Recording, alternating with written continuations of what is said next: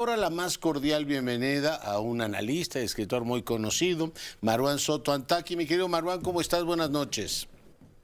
Querido Leo, ¿cómo andas? Muy buenas noches. Oye, pues nos quedamos pendientes de una mesa en la que estabas naturalmente tú allá en el AFIL de Guadalajara, cómo hablar de Medio Oriente. Ahora, pues me encantaría que le contaras al auditorio, a la audiencia que nos ve en todo el país, qué es lo que ibas a contar ahí, cuál era tu punto.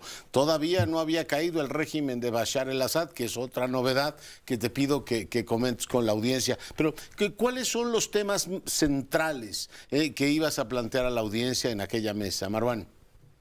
A ver, te cuento, a ver, en este momento en realidad mi cabeza está mucho más enfocada en Siria, la caída de la dictadura después de 50 y tantos años y el fin de la guerra civil, que es lo que sucedió en Guadalajara. Pero para poder tratar de zanjar lo que ocurrió en Guadalajara, era una mesa tratando de dialogar entre cuatro personas con posturas, en algunos casos encontradas, sobre la forma en la que hablamos de Medio Oriente, no necesariamente solo sobre lo que sucede en Medio Oriente, sino cómo hablamos de eso. Esto quería decir tratar de tener a dos personas lo más distanciada, pero que aceptaban tener un diálogo entre ellos, y dos personas que nos considerábamos mucho más al centro, uno buscando entablar la conversación alrededor del paradigma de los derechos humanos y el mío de la política, partiendo de una idea de que solamente se va a poder resolver ya sea la situación en Gaza, en Siria también obviamente, en algunos de los otros conflictos de la región, a partir de mesas del diálogo. Quienes buscamos el cese al fuego y hemos exigido el cese al fuego, lo hemos hecho bajo una idea, espero que es que ese solamente se va a poder conseguir a partir de una mesa donde uno se sienta con quien es distinto a uno. Voy a rescatar una de las frases para ejemplificarlo con la que se firmaron los acuerdos de Camp David. La paz solamente se firma con el enemigo, entonces hay una sola manera de dialogar con eso. Por otro lado, había la intención de hacer mucho énfasis sobre la situación, la retórica genocida, la suficiencia de datos para poder tener para poder sostener la investigación de Sudáfrica, te estoy diciendo cuáles eran mis intereses, sobre genocidio en Gaza, al mismo tiempo explicar por qué para la Corte Penal Internacional era mucho más factible las órdenes de arresto levantadas por crímenes de guerra y de lesa humanidad para poder incluso detener una situación de genocidio. ¿Ya? Oye, Marwan, ¿cómo ves y, en fin, qué escenarios se abren con la caída de Bashar el-Assad ya efectivamente en Moscú, ¿no? Está en Rusia. ¿Cómo ves las cosas? A ver, ¿qué es lo que está enfrentándose en Siria? Y te voy a decir un poco desde la parte personal, a partir de la relación familiar con el país y demás. Es un momento de una euforia que en verdad no sabía que se podía conocer.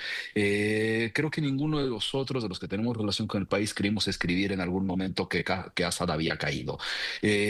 Porque nos habíamos acostumbrado a la idea de que había ganado la guerra con todo y la devastación absoluta del país, el obligar al desplazamiento de casi la mitad de la población, asesinar alrededor de medio millón de personas que dejaron de contarse, y a partir de que se dejaron de cortar es que no ha habido más.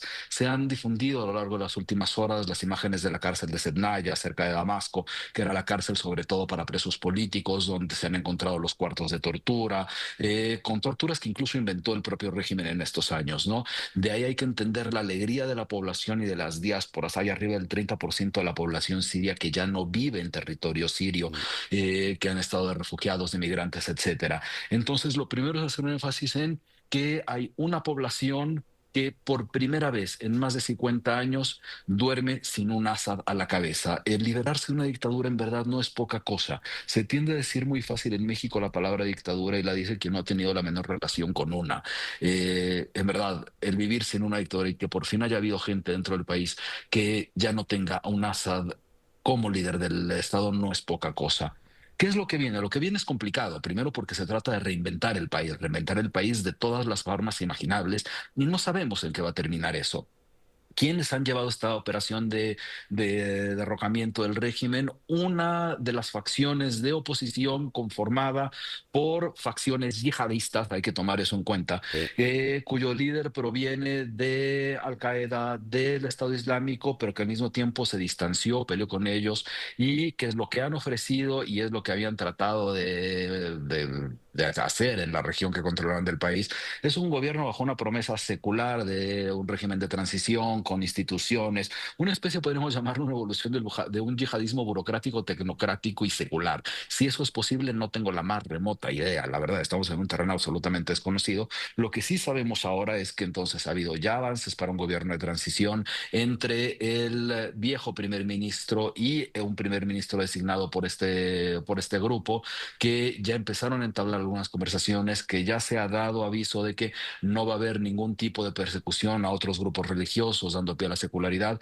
que no iba a haber ningún tipo de imposición sobre la vestimenta de mujeres, que se va a tratar de evitar las confrontaciones con las otras facciones opositoras, que se buscará que haya rendición de cuentas en los criminales de guerra encargados de la tortura, el asesinato por parte del régimen. Entonces, estamos en muchos puntos suspensivos sobre los que yo en esto he tratado de ser muy insistente. Si bien, y sobre todo como un agnóstico secular, tengo que remarcarlo, me cuesta obviamente pensar en si es posible o no esta evolución de un yihadismo que acepta la secularidad.